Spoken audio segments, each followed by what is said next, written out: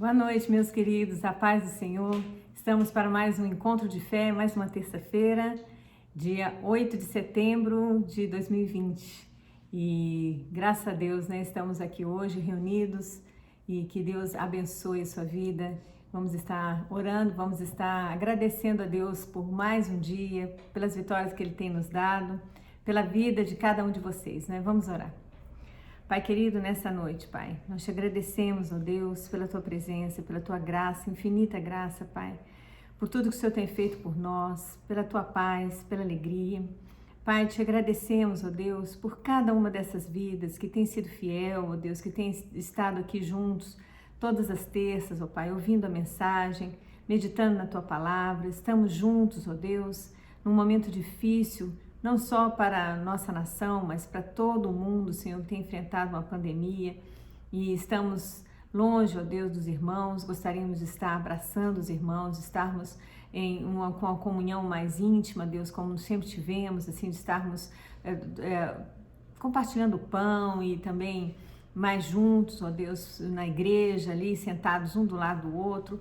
Estamos passando por um período de distanciamento, Senhor. Mas eu sei que tudo isso, Pai, o Senhor está no controle.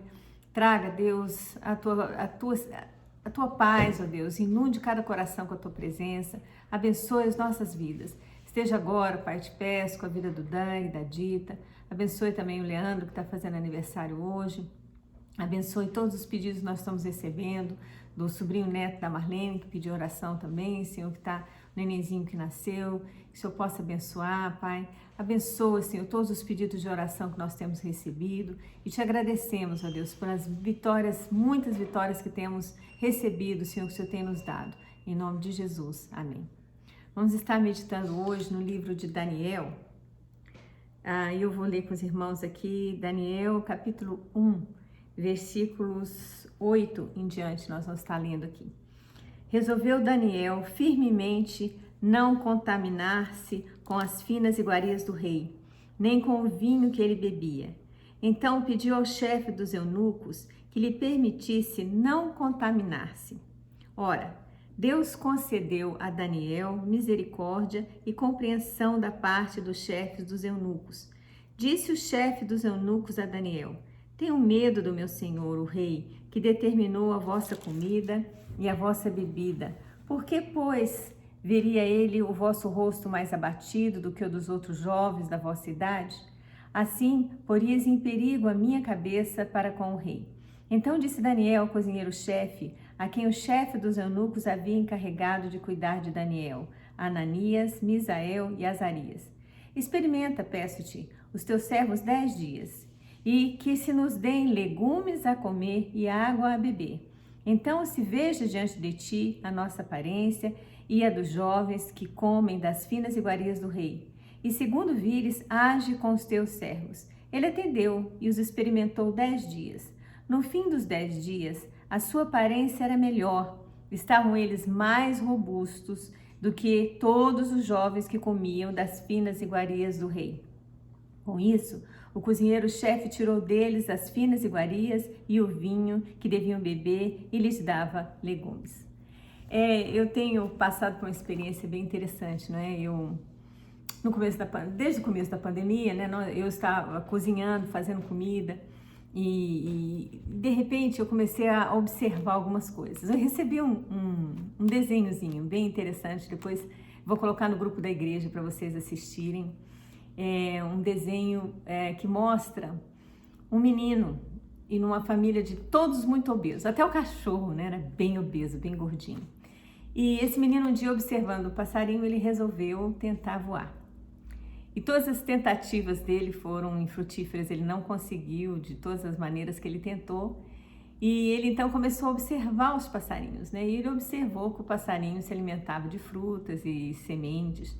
E ele então muda drasticamente a alimentação dele. Ele deixa de comer aquilo que as pessoas estavam comendo, uma gororoba, no prato, assim, um negócio, tem uma aparência feia, e ele começa então a se alimentar melhor e vai emagrecendo. Então toda a família obesa, o pai gordo, a mãe gorda, toda a cidade gorda, e olhando para ele de uma forma estranha, e ele consegue então voar. E eu fiquei pensando, né? Nós estamos vivendo, a Bíblia ensina como nós devemos nos alimentar.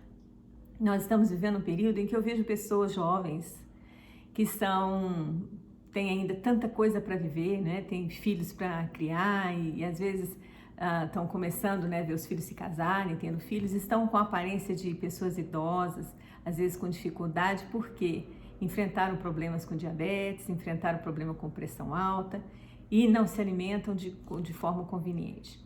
E eu fiquei muito preocupada com isso, porque nós temos vivido dias em que os cristãos precisam mostrar a diferença. Nós, como cristãos, nós tínhamos de ser referenciais como Daniel aqui com os amigos dele, chegando ali num país, ele é adolescente, né? Os adolescentes chegaram ali e ele fez uma decisão firme. E eu percebi que o que faz, às vezes as pessoas me perguntam, né? O que você está fazendo para emagrecer? Eu tomei uma decisão firme. Eu não quero simplesmente emagrecer para tornar a engordar, fazer um regime por um tempo e voltar a engordar. Eu percebi que a minha alimentação não era boa. E não era boa por quê? Muito carboidrato, né? O pastor preparava o meu lanchinho para o tribunal e ali era suquinho de caixinha e chocolate, biscoito, bolinho. E engordei, né? Fiquei enorme, ficou bem mais gorda. Eu tava vendo as fotos do ano passado, aniversário da Dona Elza, levei um susto.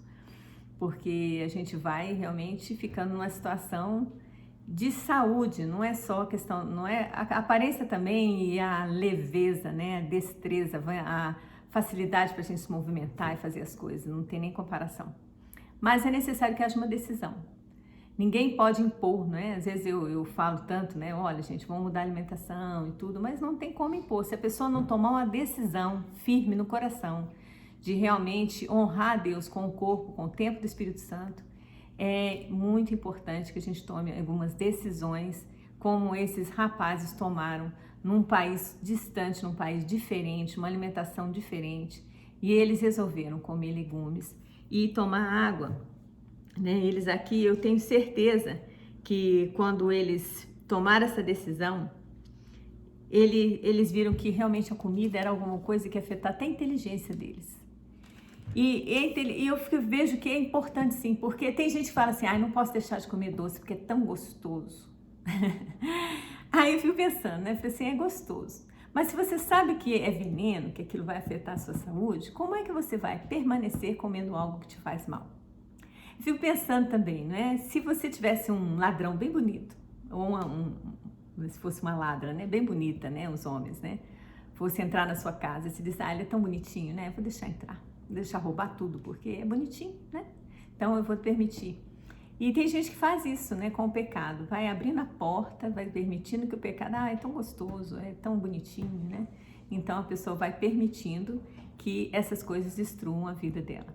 E nós precisamos ser inteligentes. E Daniel fez isso, né? E não só ele fez, como ele acabou influenciando a vida de outras pessoas. Nós vemos que depois o cozinheiro-chefe fez isso contra os jovens também, perceber que eles estavam não só mais inteligentes, mas 10 vezes mais inteligentes. Nós temos que ver que nós precisamos estar bem, nós temos que cortar algumas coisas. As igrejas precisam mudar algumas coisas. Eu vejo que a nossa alimentação na igreja ali do Nazareno de Sobradinho nem sempre é saudável. Muito refrigerante, muita massa, muita gordura, muita fritura, muito doce, né? Nossa feijoada é muito saudável. Falei isso para a Valdiné. Valdiné, eu estou fazendo essa experiência no domingo, quando eu como a feijoada, eu não engordo. Eu posso me pesar depois, está tudo normal. Claro que eu não vou comer uma quantidade exorbitante de feijoada, mas a feijoada é feita com tanto carinho, não é? E eles tiram bastante a gordura e quando a gente come não tem problema. Mas as pessoas acostumadas com fast food, gente, vamos cortar isso, né? Vamos cortar isso da nossa vida para sempre, porque não vai fazer bem. Então tem coisas que a gente precisa tomar decisão, porque nós vamos ficar mais fortes e mais inteligentes. E por quê? Porque nós temos que ser referencial nessa vida. Nós temos que mostrar para as pessoas que nós estamos servindo um Deus que nos ama, que quer o nosso melhor, que quer que estejamos fortes, quer que sejamos saudáveis, quer que sejamos realmente pessoas que tenham disposição para fazer a obra do Senhor. E isso inclui também a nossa alimentação. Que Deus possa te abençoar nessa noite, que você possa meditar nessa parte, né? E pense que faz parte também da nossa missão como pastores. Falar sobre essa questão de exercício físico, da gente não ficar muito muito parado, né? A gente precisa se exercitar, a gente precisa fazer uma caminhada, não é tão difícil assim, né? Acorda um pouco mais cedo, faz uma caminhada, procura tomar bastante água, corta refrigerante, corta fritura, corta doce, corta realmente tudo aquilo que não vai te fazer bem e viva muito melhor para louvor e glória do nosso Deus. Nós temos que cuidar bem do templo do Espírito Santo. Que Deus possa te abençoar em nome de Jesus, da cabeça aos pés. Amém.